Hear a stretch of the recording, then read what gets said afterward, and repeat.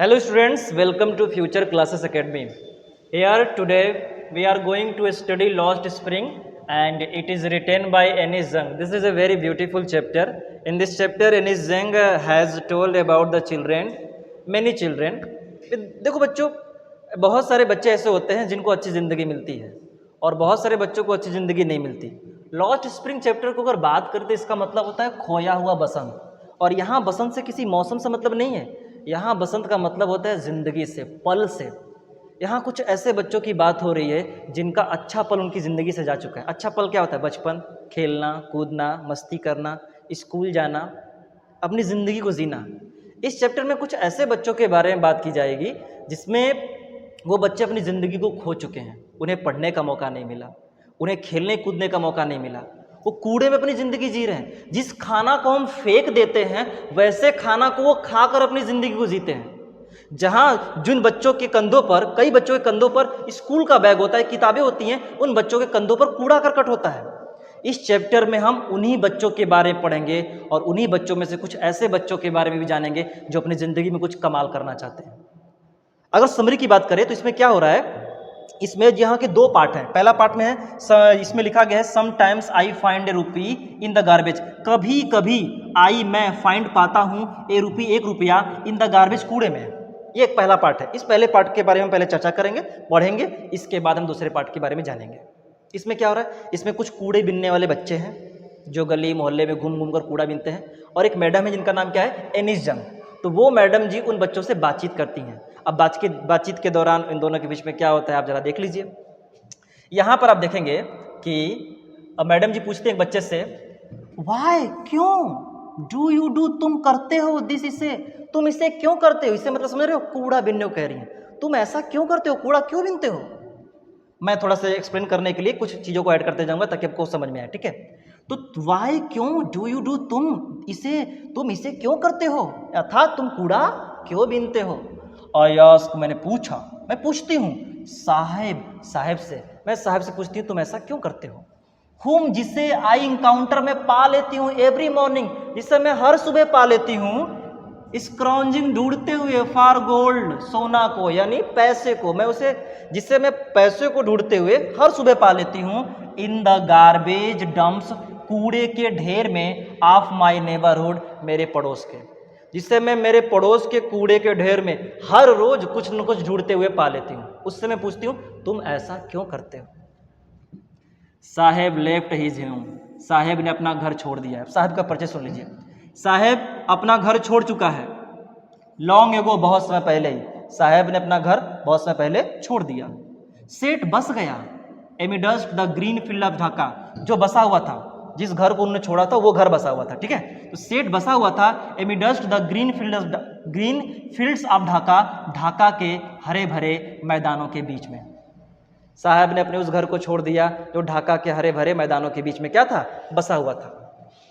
His home is not even, उसे अपने घर की नहीं है, इवेन ए डिस्टेंट मेमोरी, दूर की भी याद, उससे अपने घर की दूर की भी याद नहीं है, यानी उसे अपने घर बिल्कुल भी याद नहीं है। देयर वेयर मेनी स्टॉर्म्स, वहाँ पर बहुत सारे तूफान, तूफान का मतलब क्या, वहाँ पर बहुत सारे तूफान आते थे। दैट स्वेप्ट अवे, जो उड़ा ले जाते थे, देयर फील्ड्स, उनके खेतों को, एंड होम्स, उनके घरों को। हिज मदर, उसकी माँ, टेल्स हिम, उसको बताती है। जब अपने मम्मी से पूछता है अपने घर के बारे में तो उसकी मम्मी बताती हैं, क्या बताती हैं? कि बच्चे, बाबू, वहाँ पर बहुत सारे तूफान आता था जो खेतों को उड़ा के ले जाता था, घरों को उड़ा लेता था। अब मम्मी ने जैसा बताया बच्चे ने वैसा बता दिया। दैट इज द वाई, यही कारण है, दैट इज द वाई, यही कारण है, या फिर इसीलिए दे लेफ्ट, उन्होंने छोड़ दिया। किसको छोड़ दिया? अपने घर को। लुकिंग फॉर गोल्ड, धन की तलाश में, इन द बिग सिटी, बड़े शहरों में, वेयर ही नाउ लिव्स, जहां वो आज रहता है। पैसे की दिक्कत, पैसे की जरूरत इंसान को कहीं भी ले जा सकती है। इनको पैसे नहीं मिले, अच्छा भोजन नहीं मिला, रहने को जगह नहीं मिली, कुछ परेशानी हुई होगी, कुछ तकलीफ आई होगी, इसलिए इन्होंने अपना जगह क्या कर दिया, छोड़ दिया, और अब कहीं रहते हैं। तो इतने परिचय हो गया साहब का। उसके बाद क्या है, जब मैडम जी पूछती हैं, अब देखिए ये जो साहब उत्तर दे रहा है ना, ये पहले प्रश्न का उत्तर है, why do you do this, तुम ऐसा क्यों करते हो? उसका उत्तर बच्चा दे रहा है, आई एम नथिंग, मेरे पास कुछ नहीं है। एल्स टू डू करने के लिए, मेरे पास करने के लिए कुछ भी नहीं है। ही मटर्स वो बड़बड़ाता है, लुकिंग अवे इधर उधर देखते हुए। जब मैडम ने पूछा तुम कूड़ा क्यों बीनते हो, तो कहता है मेरे पास करने के लिए कुछ नहीं है, बड़बड़ा के बोल देता है धीमे धीमे। अब madam ji go to school, school जाओ।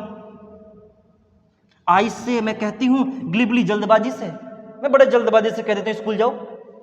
रियलाइजिंग और महसूस करती हूँ इमीडिएटली तुरंत, अभी कहती है और तुरंत महसूस भी कर ली उन्होंने। हाउ हालो कितनी खोखली, द एडवाइस सलाह मस्ट साउंड निकली है। जब मैंने कहा स्कूल जाओ तो तुरंत यह महसूस हो गया कि कितनी खोखली सलाह उनके मुंह से निकली है। खोखली मतलब झूठी सलाह। तो बच्चा कहता है देयर इज नो स्कूल, वहाँ कोई स्कूल नहीं।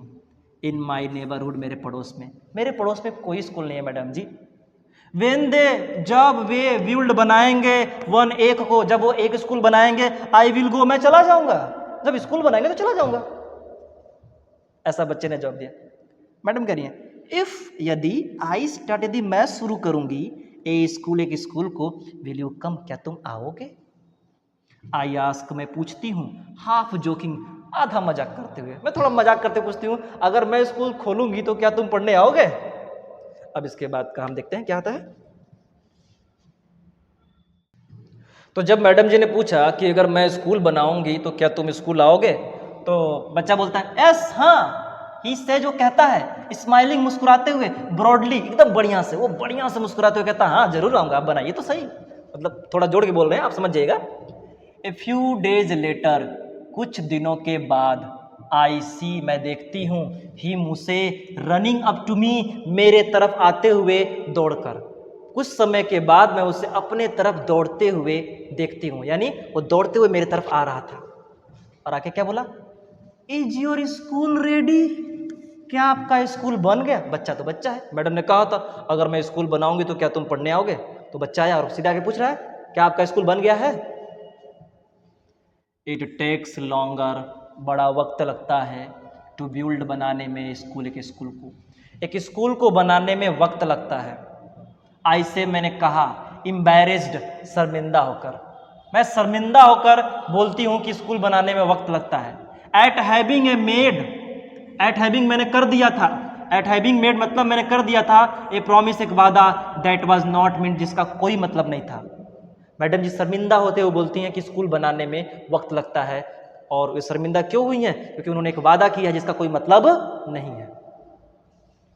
बट लेकिन, प्रॉमिसेस, वादे, लाइक माइन, मेरे जैसे, अबाउंड, भरे पड़े हैं, इन एवरी कॉर्नर, प्रत्येक कोने में, ऑफ हिज ब्लीक वर्ल्ड, उसके अंधकारमय वाले संसार में।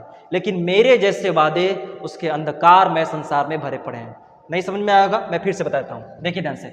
यस, हाँ, ही से जो कहता है, स्माइलिंग ब्रॉडली, अच्छे से मुस्कुराते हुए। ए फ्यू डेज, कुछ दिनों के बाद, ए फ्यू डेज लेटर, कुछ दिनों के बाद, आई सी हिम, मैं उसको देखती हूँ, रनिंग अप टू मी, मेरे तरफ दौड़ कर आते हुए। और आगे क्या बोलता है, इज योर स्कूल रेडी, क्या आपका स्कूल बन गया है? It takes longer to build a school, एक स्कूल को बनाने में बड़ा वक्त लगता है। आई से, मैं कहती हूँ। एम्बैरेस्ड, और शर्मिंदा हो जाती हूँ, eight having made a promise, एक वादा करने के लिए, एक वादा करने के लिए शर्मिंदा भी हो जाती हूँ। दैट वाज नॉट मीन, जिसका कोई मतलब नहीं था। इन्होंने जो वादा किया था ना, जिसका मतलब नहीं था, उस वादे के लिए वो शर्मिंदा हो गई हैं। बट प्रोमिसेस लाइक माइन, लेकिन वादे मेरे जैसे, अबाउंड, भरे पड़े हैं, इन एवरी कॉर्नर, प्रत्येक कोने में, ऑफ हिज ब्लीक वर्ल्ड, उसके अंधकारमय संसार में। कितने लोग झूठे वादे करते हैं, आपका मदद करेंगे, आपका साथ देंगे, आप एक बार बोल के तो देखिए, पर सच में जब जरूरत पड़ती है तो लोगों का वादा टूट जाता है, कस्में टूट जाती हैं और लोग भूल जाते हैं। ऐसा मैडम जी बताने का प्रयास कर रही हैं, मैं अपनी तरफ से कुछ नहीं कह रहा। After months of knowing him, कई महीनों के बाद, उसको जानने के बाद, आई आस्क हिम, मैं उससे पूछती हूँ, हिज नेम, उसका नाम। आफ्टर मंथ्स, कई महीनों के बाद, ऑफ नोइंग हिम, उसको जानने के, मतलब उसको कई महीनों के बाद जब मैडम जी ने जाना, I ask him his name, मैंने उससे उसका नाम पूछा। मैं पूछती हूँ अपना नाम बताओ, साहबे आलम, साहबे आलम। ही अनाउंसेज, वो घोषणा करता है। जब महीनों के बाद मैं आयास में पूछती हूँ ही मुझसे हिज नेम, उसका नाम, तो वो क्या बोलता है, साहबे आलम, मेरा नाम साहबे आलम है। ही अनाउंस, वो घोषणा करता है, वो घोषणा करता है कि मेरा नाम साहबे आलम है। ही डज नॉट नो, वो नहीं जानता, वाट इट्स मीन्स, इसका क्या अर्थ है, वो अपने नाम का अर्थ भी नहीं जानता। इफ, यदि, ही न्यू, यदि वो जान गया, इट्स मीनिंग, इसका अर्थ, यदि वो इसका अर्थ जान गया, क्या अर्थ, लॉर्ड ऑफ द यूनिवर्स, ब्रह्मांड का मालिक, पूरे संसार का मालिक, he would have a hard time, उसके पास होगा एक कठिन समय, बिलीविंग इट, इस पर विश्वास करने के लिए। अगर वो जान गया ना कि उसके नाम का अर्थ है ब्रह्मांड का मालिक, तो बड़ा मुश्किल से भरोसा कर पाएगा। नाम ब्रह्मांड का मालिक और दर दर की ठोकर खा रहा है, कठिन समय तो होगा। अनअवेयर, अनजान है, ऑफ वाट, जो, हिज नेम, उसका नाम, रिप्रेजेंट्स, प्रस्तुत करता है, वो अनजान है उस अर्थ से जो उसका नाम प्रस्तुत करता है, जो उसका नाम रिप्रेजेंट्स, बताता है। ही रोम्स, वो भटकता है, द स्ट्रीट्स, गलियों में, ही रोम्स, वो भटकता है, द स्ट्रीट्स, गलियों में, विथ हिज फ्रेंड्स, अपने दोस्तों के साथ।